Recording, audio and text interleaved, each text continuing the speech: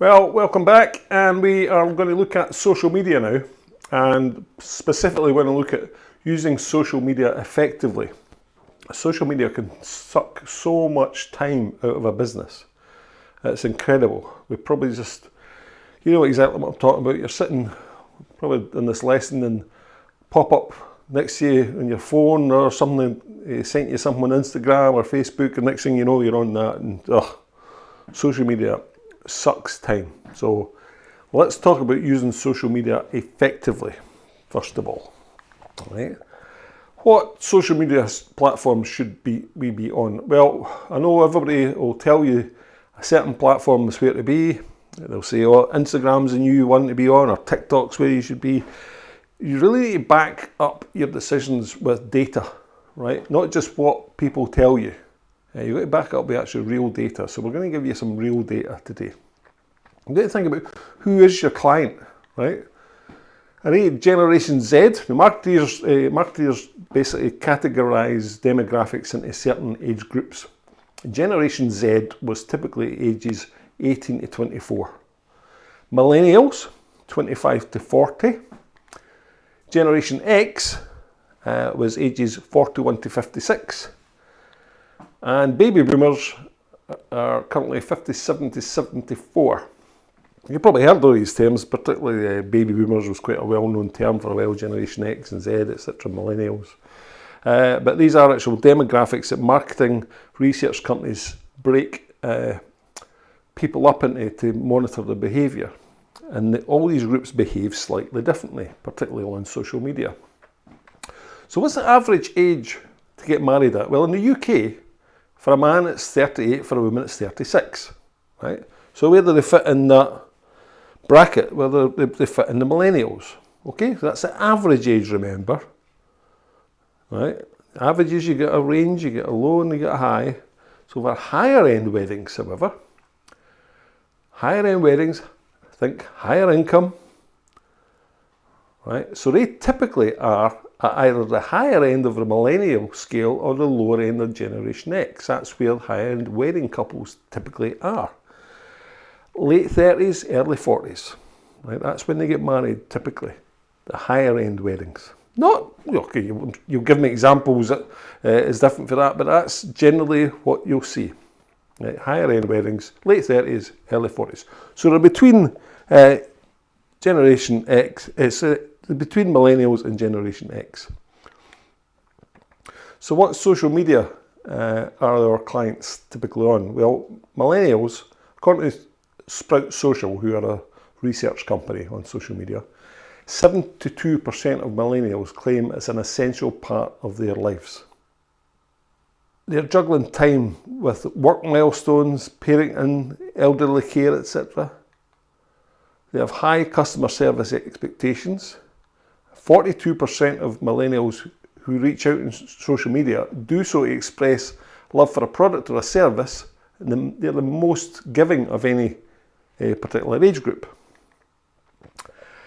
They gather in groups and love to share information, and becoming an active member of relevant groups can really raise your profile here. So think about how they behave is the same way you should behave on social media if you want to attract that particular demographic. What about Generation X? Slightly older generation. This is 40 and above. 74% say it's essential, so more than millennials. They are a smaller demographic, Generation X, than millennials or baby boomers, so they often feel ignored by brands and marketeers in terms of the research feedback they give. They're a latchkey generation. I don't know if you know what that means, but we were kids, our parents used to work. We used to have a key to get in the house during the day. In my case, I didn't even have a key. I had to sneak in the back window, kitchen window to get in. So we were called the latchkey generation. We're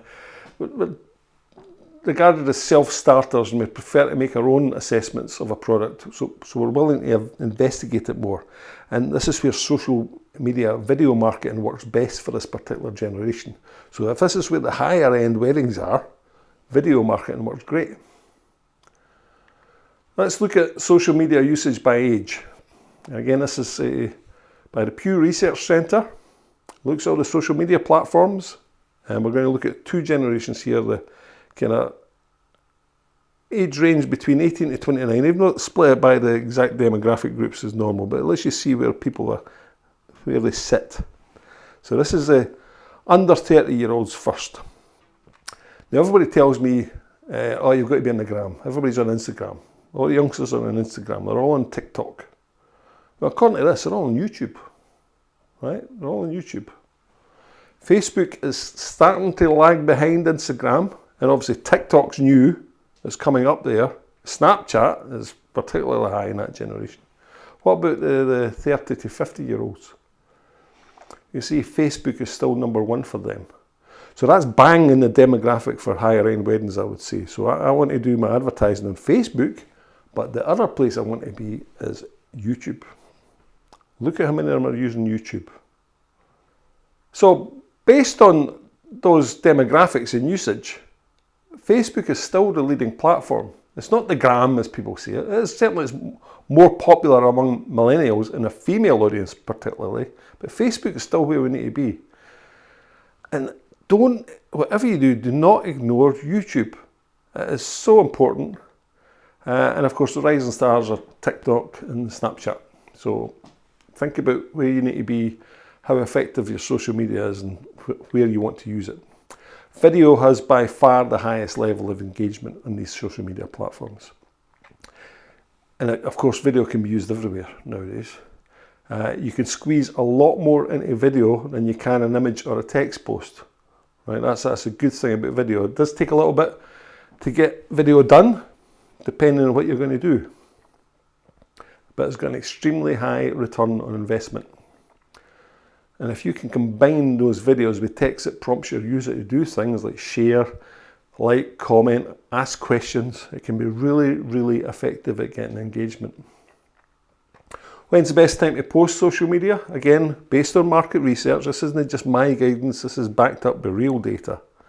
The best time to post on Facebook is a Tuesday, Wednesday and Friday between 9 in the morning and 1 p.m.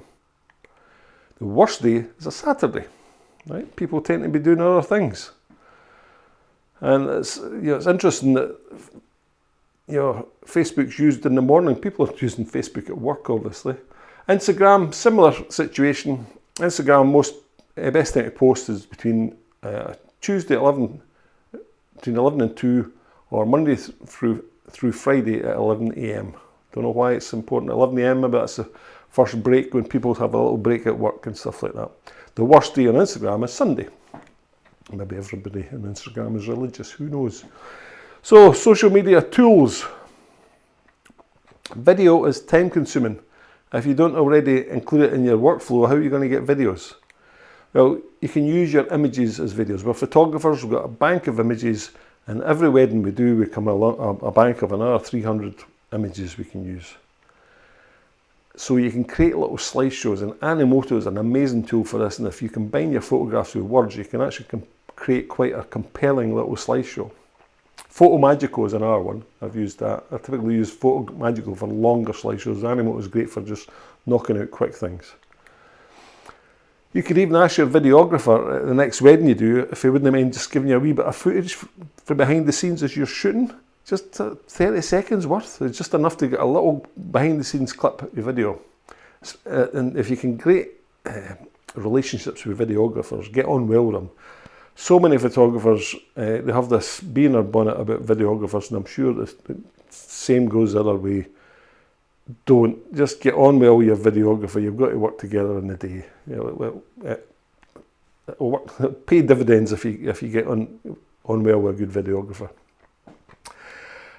You have to start thinking in portrait mode. Remember how we hold phones, right? Nobody's holding phones this way when they're on social media. They're all sitting holding their phones upright. So start thinking of video that way as well, because 98% of social media is on a mobile device in an upright mode.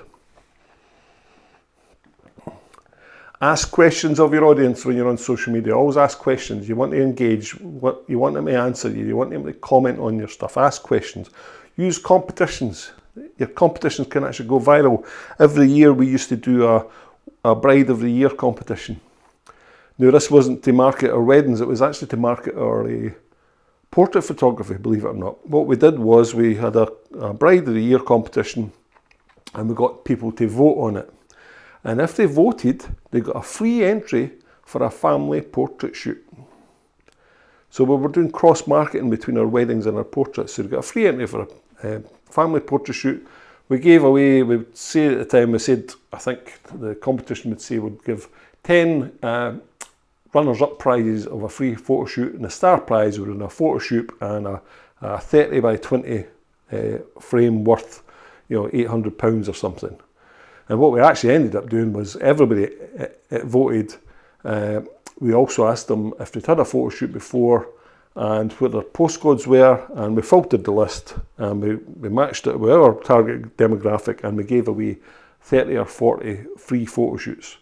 Now people say, why are you not charging for those photo shoots? Because every one of those photo shoots spent money, and they came into my studio and spent a fortune. I made a ton of money out of these competitions every year. So don't be afraid of giving away free portrait photo shoots if you also do portrait photography. Make sure you engage with your audience. If they do leave comments, make sure you answer them. Go back to them, even like them. Keep the interaction going. Remember those calls to actions we spoke about in the last lesson. Get involved in Facebook groups and stuff where think about where your target audience is going to hang out, and you hang out in there as well. Again, just be careful it doesn't suck all your time.